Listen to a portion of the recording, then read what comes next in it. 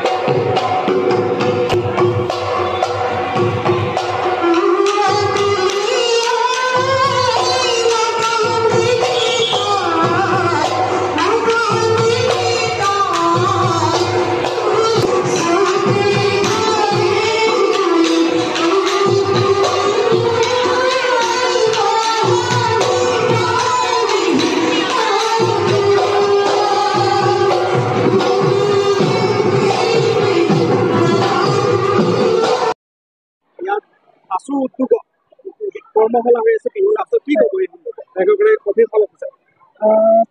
পোনপ্ৰথমে মই সকলোলৈকে আপোনালোকৰ তৰফৰ পৰা আগন্তুক ৰঙালী বিহুৰ শুভেচ্ছা জনাইছোঁ আগতীয়াকৈ হ'লেও। আৰু মাৰ্ঘেৰিটাত আছোঁৱে, মাৰ্ঘেৰিটা ছাত্ৰ সন্থাই যি এই ইনিচিয়েটিভ লৈছে, উদ্যোগ লৈছে বিহু নাচৰ কৰ্মশালাৰ বাবে, মই অভিভাৱক হিচাপে খুব সুখী হৈছোঁ। কাৰণ খুব কম যিটো মাননি, সেই মাননিতে আমাৰ বহুত ছোৱালীক এই সুবিধা দিছে, সৰু সৰু কণ ছোৱালীহঁতক এই সুবিধা দিছে। আৰু এনেকুৱা কিছুমান পিছপৰা লোকৰ ঘৰৰ তেওঁলোকে ভাল প্ৰশিক্ষণ ল'ব নোৱাৰে, আৰু এই যিটো 10 দিনীয়া প্ৰশিক্ষণ বিহু নাচৰ কৰ্মশালা, তাৰ যোগেদি আমাৰ ছাত্ৰীসকলক, আমাৰ ছোৱালীসকলক আগবঢ়াই নিবলৈ চেষ্টা কৰিছে। তাৰ বাবে মই তেওঁলোকক ধন্যবাদ জনাইছোঁ আৰু প্ৰশিক্ষকগৰাকীকো মই ধন্যবাদ জনাইছোঁ। কৰি আহিছে আৰু এই কৰ্মশালাখনি আয়োজন কৰাৰ মূল লক্ষ্য আৰু উদ্দেশ্য আমাৰ এটাই যে উঠি অহা কণ শিশুসকলে অসমীয়া জাতিটোৰ বিষয়ে জানিবলৈ, অসমীয়া জাতিটোৰ মূল উৎসৱ বিহুটোৰ বিষয়ে জানিবলৈ আচলতে এই বিহু কৰ্মশালাখনি আমি আয়োজন কৰিছোঁ। আৰু এই বিহু কৰ্মশালাখনি আমি ইতিমধ্যে সফল বুলি আমি নিজে মনেৰে ভাবিছোঁ, কিয়নো 200তকৈও অধিক শিশুৱে এই বিহু কৰ্মশালাখনি অংশগ্ৰহণ কৰিছে। গতিকে অসমীয়া জাতীয় জীৱনৰ মূল উৎসৱ বিহুটোৰ বিষয়ে জানিবলৈ, বুজিবলৈ আৰু এই বিহুটো ৰক্ষা কৰিবৰ কাৰণে শিশুসকলক আমি এই কৰ্মশালাৰ জৰিয়তে আমি তেওঁলোকক শিকাবলৈ চেষ্টা কৰিছোঁ বিহুৰ সাংস্কৃতিক বিষয়ে। আৰু এই হিচাপতে আমি অভিভাৱকসকলকো ধন্যবাদ জ্ঞাপন কৰিম, কিয়নো তেওঁলোকৰ শিশুসকলক এই কৰ্মশালাখনলৈ আগবঢ়াই লৈ আহিছে আৰু অসমীয়া সাংস্কৃতিৰ মূল উৎসৱ বিহুটোক তেওঁলোকে ৰক্ষণাবেক্ষণ দিবলৈ চেষ্টা এটা কৰিছে। পোনপ্ৰথমে হ'ব অসমবাসী ৰাইজলৈ ৰঙালী বিহুৰ আগতে ৰঙালী বিহুৰ আন্তৰিক শুভকামনা জ্ঞাপন কৰিম।